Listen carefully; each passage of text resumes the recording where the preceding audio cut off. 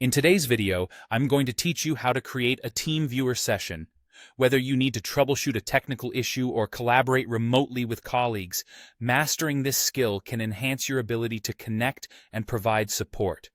The process is straightforward and takes just a few minutes to set up. Let's dive in. To begin, open your preferred web browser. This could be Chrome, Firefox, Edge, or whichever browser you like to use.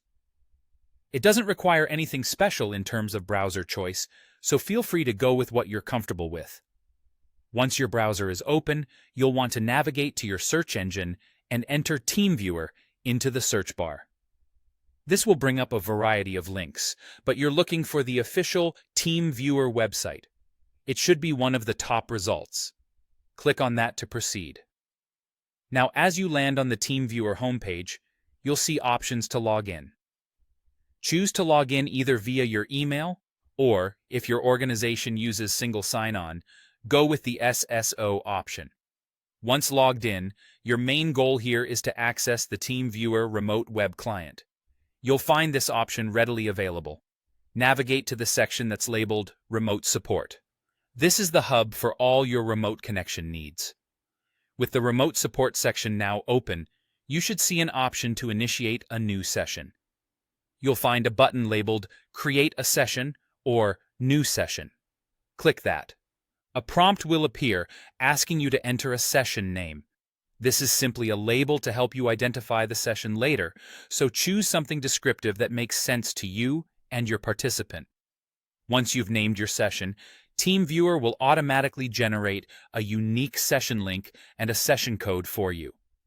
This is your key to connecting with others, so copy it and share it with the person you want to connect with. Email, texting, or messaging apps can be great ways to distribute this information quickly.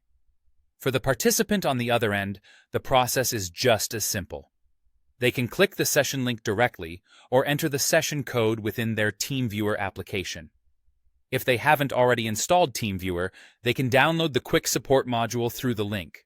This module is perfect because it requires no installation and allows them to join the session seamlessly. Once the participant follows through and joins the session, you're all set. The Teamviewer session will start automatically, and you'll be able to see their screen and take control if needed. From here, you can proceed with providing remote assistance or working collaboratively as intended. And there you have it. You've now set up a Teamviewer session.